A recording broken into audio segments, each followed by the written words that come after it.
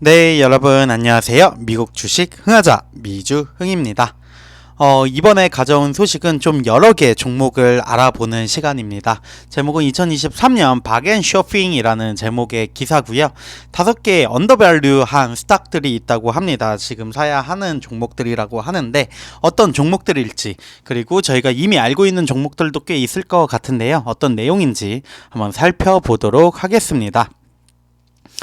이 회사들은 브랜드의 강점 그리고 수익과 같은 중요한 요소의 조합을 제공을 하고 있고, 특정 플레이어, 특정 회사는 어려운 경제 상황 속에서 성장을 보고하기도 했다고 합니다. 모두 두 가지 공통점이 있다고 하는데요. 견고한 장기 성장 잠재력과 훌륭한 가격이라고 합니다. 어떤 5개 종목들인지 한번 알아보도록 하겠습니다. 세 가지 이제 나스닥 다우 그리고 S&P 모두 올해 강세로 출발을 했습니다. 1월에 많은 상승폭을 보여주었는데요. 하지만 그럼에도 주식이 비싸졌다는 의미는 아니죠. 여전히 박앤세일 하고 있는 흥정 쇼핑을 하기에 너무 늦지는 않았습니다. 고성장 주식 그리고 느리지만 꾸준한 플레이어는 모두 포트폴리오에 추가가 될 만하고, 현재 그러한 환상적인 장기 전망을 가진 매우 저평가된 5개의 주식을 얘기하려고 하는 것 같습니다. 첫 번째, 아마존입니다. 아마존 지난달 20% 이상 급등을 하면서 투자자들에게 희망을 안겼다고 하는데요. 하지만 이번 주 수익 보고서는 문제가 끝나지 않았다고 밝혔습니다. 거의 10년 만에 처음으로 연간 손실을 보고했는데 이게 큰 놀라움은 아닙니다. 더 높은 인플레이션은 지난 1년 동안 매 분기 아마존에 부담이 되었는데요. 공급망 문제와 같은 경제와 관련된 문제에 직면해 있습니다. 또한 전기 자동차 회사죠. 아마존이 투자한 리비안에 대한 회사의 투자도 수익에 많은 부분 타격을 입은 상황입니다. 하지만 이러한 문제에도 불구하고 아마존의 장기적인 전망은 바뀌지는 않는데요. 이 회사 전자상거래와 클라우드 컴퓨팅이라는 두 가지 고성장 비즈니스를 주도하고 있습니다. 이러한 부분은 아마존이 오늘날의 어려운 시기에 계속해서 수익을 늘리는 데 도움이 될 거로 예측을 하고 있고요. 경쟁 압박, 경기 침체에 대한 완화는 진정으로 성장에 박차를 가해야 합니다라고 얘기하고 있습니다. 현재 비용 절감이나 전체 비용 구조를 개선하려는 아마존의 노력도 시간이 지남에 따라 실적에 반영이 될 것 같고, 현재 주가는 매출과 관련해서는 2016년 이후에 최저 수준 거래라고 합니다. 따라서 장기 매수나 보유를 목표로 하는 투자자에게는 훌륭한 진입점이다 라고 하면서 1번 아마존을 추천하고 있습니다. 두 번째는 많은 분들이 알고 계시겠지만 테슬라입니다. 1월에 50% 이상 상승을 했고요. 시간이 지남에 따라 이 테슬라는 더 많은 이익을 얻을 수 있을 것으로 예상이 된다고 합니다.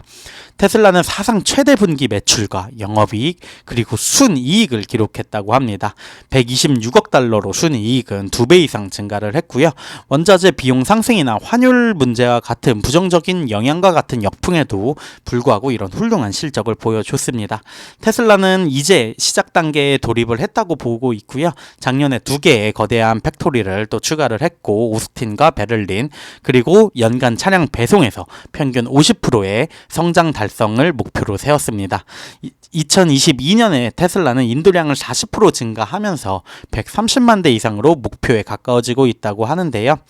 작년에는 아무래도 시장 상황 자체가 성장주보다는 이제 가치주 쪽으로 더 몰리고 경기 방어주 쪽으로 몰리다 보니 테슬라를 기피하기도 했습니다. 시장 점유율도 걱정되는 부분이 있었는데 잠재적인 경쟁자들이 나오면서, 하지만 이 모든 성장에 대한 가격은 현재 매우 합리적인 수준이고요. 테슬라는 예상 수익의 47배에 거래되고 있고, 이는 1년 전에 80배 이상에서 감소한 수준으로 상당히 매력적인 밸류에이션이 아니냐라고 하고 얘기를 하고 있습니다. 세 번째는 스타벅스입니다. 스타벅스 최근 실적 기대치를 하회해 투자자들을 실망시켰는데요. 이런 일이 발생한 이유를 알아보는 것이 중요할 것 같아요. 스타벅스의 두 번째 큰 시장 중국에서의 코로나 상황이 악화가 되면서, 리오프닝과 동시에 상황이 악화되면서 매출이 감소했다고 하지만, 이거는 지금 여러분들이 알고 계신 것처럼 일시적인 문제일 수밖에 없고요. 스타벅스는 그러한 폭풍을 이겨낼 수 있는 힘을 가지고 있습니다. 중국의 역풍에도 불구하고 회계 1분기에 여전히 기록적인 매출을 기록했다고 하는데요. 총 수익 8% 증가한 87억 달러 기록했고요. 판매 촉진으로 알려진 스타벅스 로열티 프로그램 회원은 계속해서 증가하고 있습니다. 실제로 액티브하는 리워즈 회원은 전년 대비 15% 증가한 3,040명에 이르렀고, 명절 기프트카드 데이터 또한 스타벅스의 브랜드 강점을 강화시키고 있습니다. 약 33억 달러의 카드를 로드하고 선물했다고 하네요. 스타벅스는 회사가 두 자릿수 수익과 비갭 주당 수익 증가를 목표로 하는 3개년 재창조 계획을 추진하고 있음을 기억하는 것이 중요한데, 현재 스타벅스 예상 수익의 30배의 거래가 되고 있고요.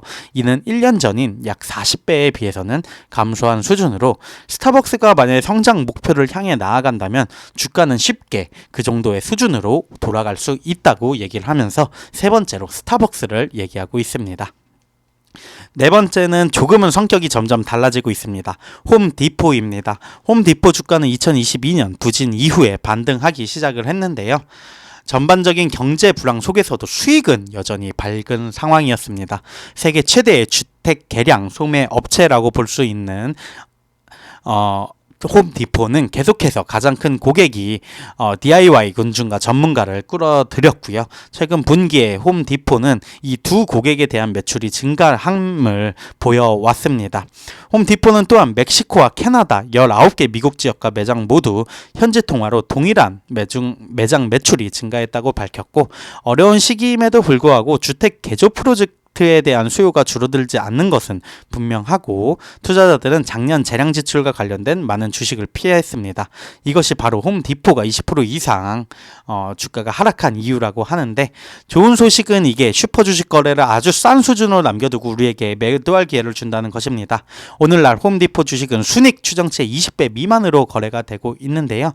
좋은 시기, 나쁜 시기에도 꾸준히 성장하는 사업 모델을 가진 홈디포에게는 매우 합리적인 가격 수준으로 보고 있습니다.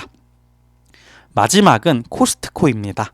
코스트코 저도 종종 이용을 하는데 경제 둔화에도 불구하고 계속 성장하고 있는 또 다른 소매 업체입니다.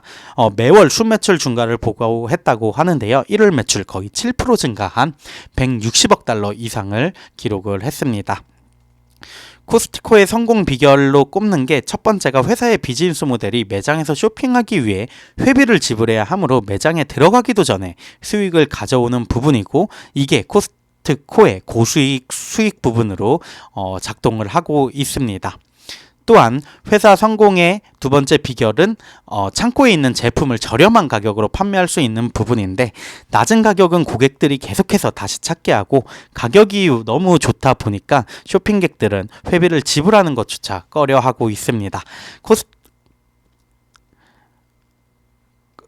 코스트코의 멤버십 갱신율은 전 세계적으로 90%를 상회하므로 회사는 매년 이러한 고객에게 수익을 기대할 수 있다고 볼 수 있습니다.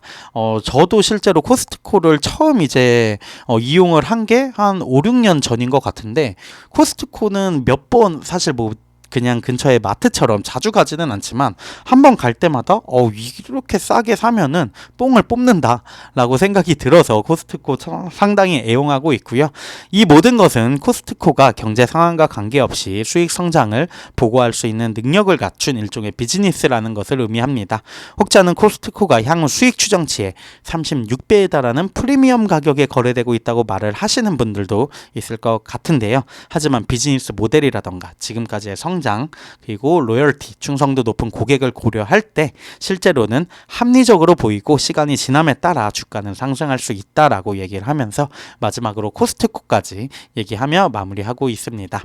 그래서 코스트코, 홈디포, 스타벅스, 테슬라, 아마존까지 어떻게 보면 기술주부터 소매업체까지 다양한 5개의 종목에 대해서 말씀을 드려봤고요. 과연 이 중에서 또 합리적인 선택은 무엇일지, 아니면 이 5개 종목들 모두 포트폴리오에 구성을 해 놓으면은 각각의 섹터나 이런 부분이 겹치지 않는 부분이 있어서 매력적인 포트폴리오가 될 수도 있을 거라고 보여집니다. 이 5개 종목 중 과연 2023년 날아갈 종목은 무엇일지 꾸준히 팔로잉하면서 지켜보도록 하겠습니다. 지금까지 미국 주식 흥하자 미주흥이었습니다. 감사합니다.